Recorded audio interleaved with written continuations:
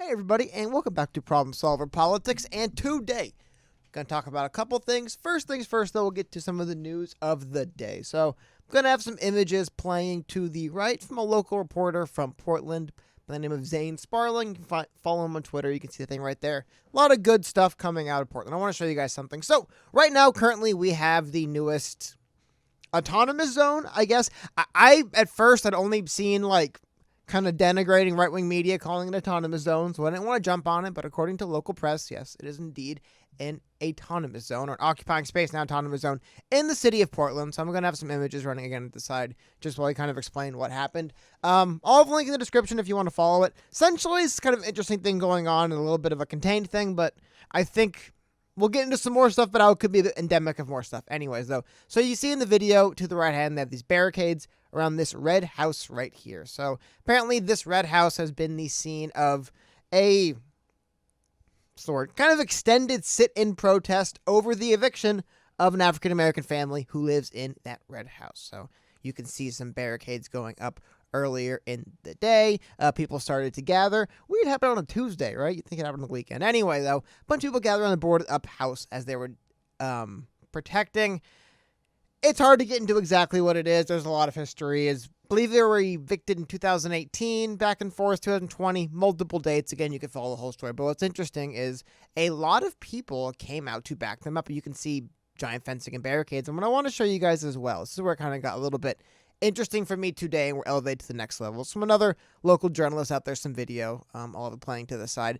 But the activists and protesters who had gathered today actually drove off multiple police vehicles who had showed up to evict the family from this titular red house. They were there to defend the battle for the red house, as he mentions below. But, I mean, this is kind of, I hate to say stuff a little bit more used to seeing, right? But middle of the day, broad daylight, groups of people. I mean, there was a video that came out recently of a bunch of people throwing rocks at a military vehicle in Iraq. Doesn't look, or Afghanistan, actually.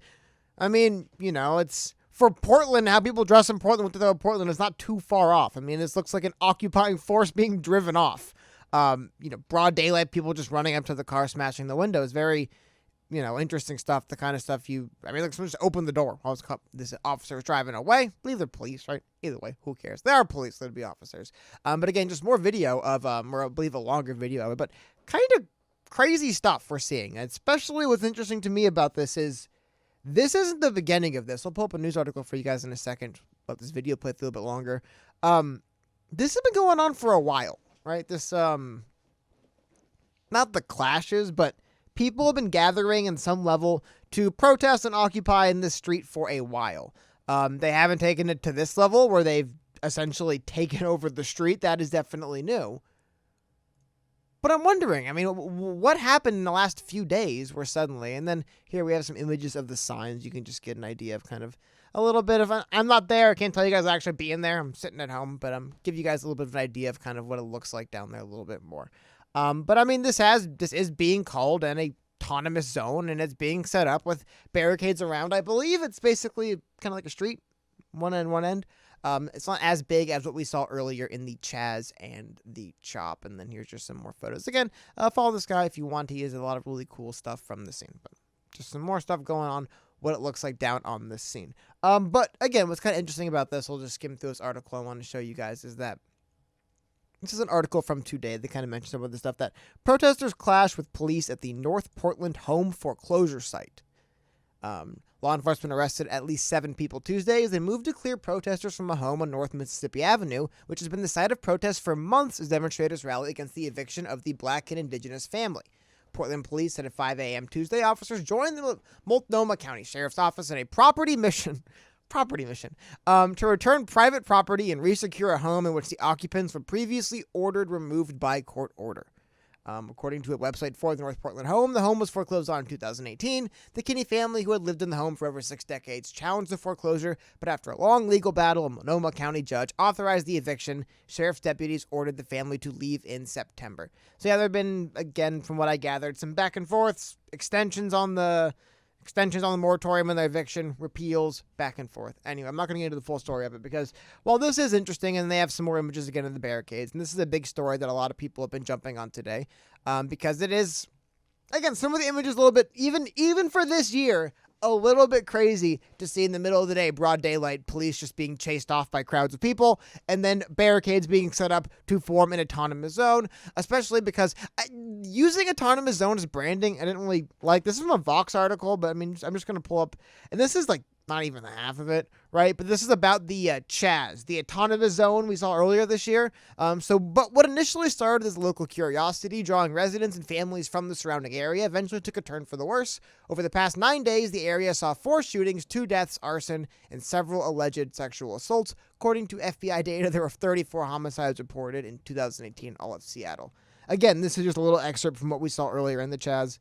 A little bit of an aside, just for branding, like, I don't know. We'll see if they officially call it autonomous zone. I guess they didn't, but seen some local press and stuff refer to it as that. It's like, I wouldn't use that branding, man. It's kind of associated with bad things happening. But again, this is a much smaller piece of area and a much more focused thing. But again, why are they there? They're there to prevent an eviction. They're there to stop a family from being evicted from their home.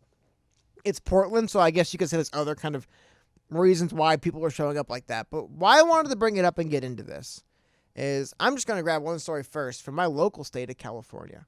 Some yesterday, posted in calmatters.org. Interesting story here, though. So, lawmakers weigh moratorium extension as eviction cliff looms. With California's eviction moratorium set to expire in less than 60 days and 2 million people at risk of losing their rental homes, a group of tenant-friendly lawmakers want to forestall evictions for another year. The proposal, introduced today by San Francisco Democratic Assemblyman David Chu, got it wrong, I know, anyway, would forbid landlords from evicting renters financially harmed by the pandemic through December 31st, 2021. Renters would have until then to come up with a quarter of the back rent they've accumulated since last September to avoid being kicked out in 2022. A little bit weird, but my point I'm trying to get into here with seeing California, and then we'll go on to what's going on across the government, is that there is a pretty... This eviction crisis, this little mini thing we're seeing going on in Portland right now, where a bunch of people are getting together because it's Portland to protest. They've been doing it for months, and they're setting up little barricades to prevent families from getting evicted, right? We're seeing that happen in Portland. But we're about to see across the entire country. We'll go through some of these numbers again, but I mean that there's the amount of people at risk of losing their homes. It's talking about people losing rental homes. 2 million people. It's in California. And the thing is that because they've had these eviction moratoriums, we've had eviction moratoriums federally, I believe, till the end of December, and then you'll see different states, different counties. It's kind of a headache to go through every single 50 state, every single different thing. But federally, I believe the moratorium does end December 31st, and you see some states extended longer. But we're going to see in counties, states probably, the eviction moratorium will pass, and there will be a lot of people getting evicted, mass evictions.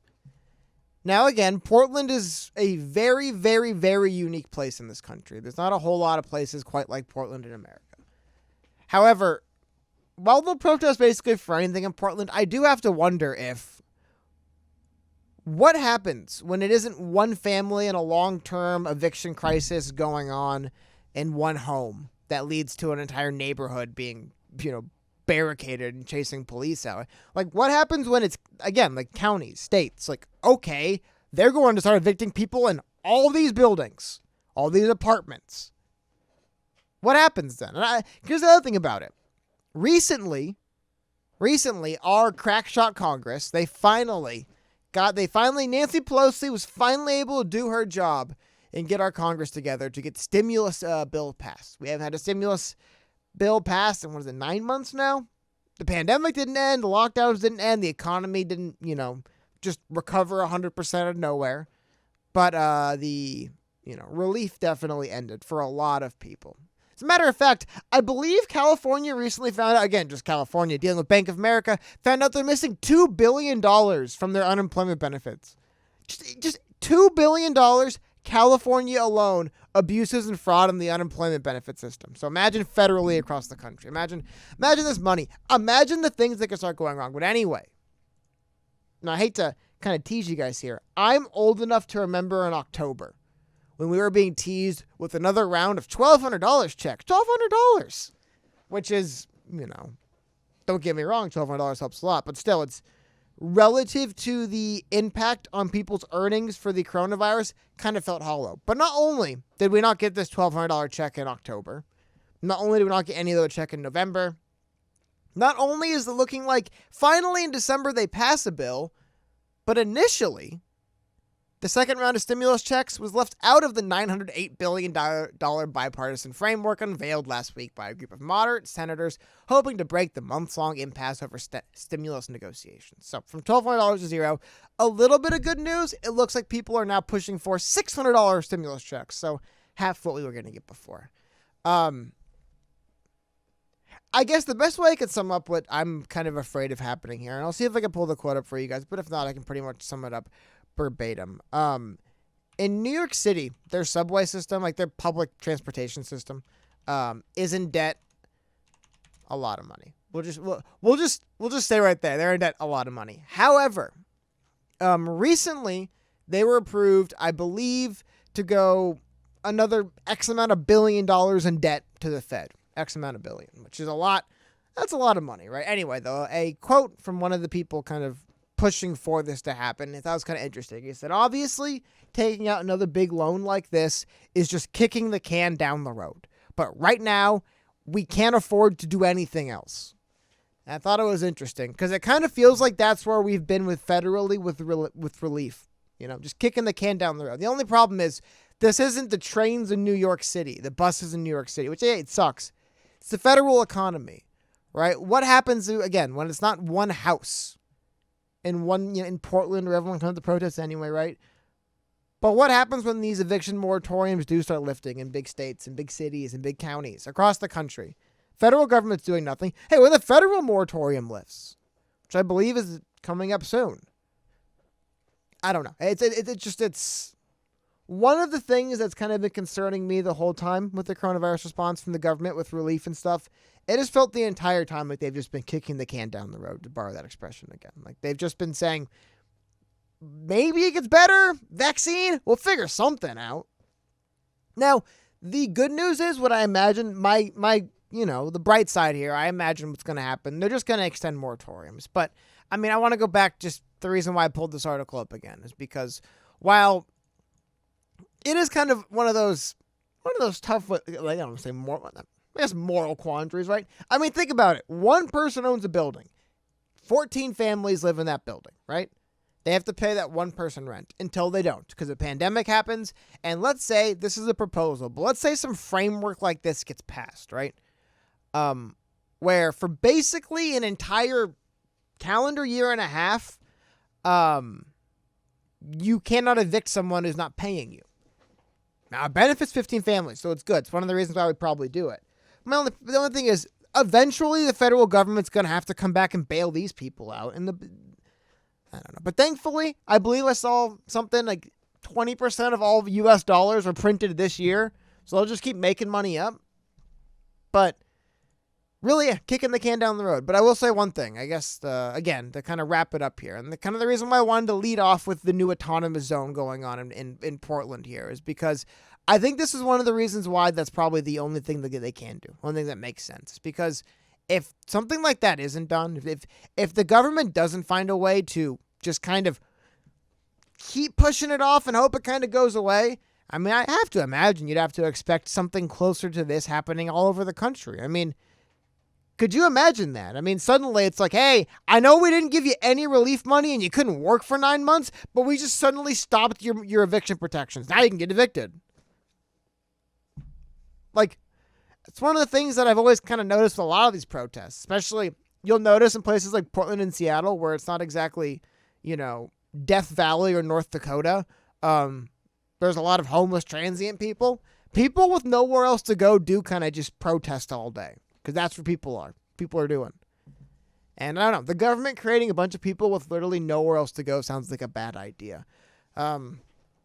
I'm not an economist. I'm not going to get into all the ifs, ands, and buts of what if they do those things. But let me know in the comments what you guys think about this. Personally, I think little things like this, even they are important. They're warnings for why it's important for, like, it's easy to clown the federal government. It's easy to make it, like, I clown Nancy Pelosi. I hate what they're doing. Mitch McConnell basically exists.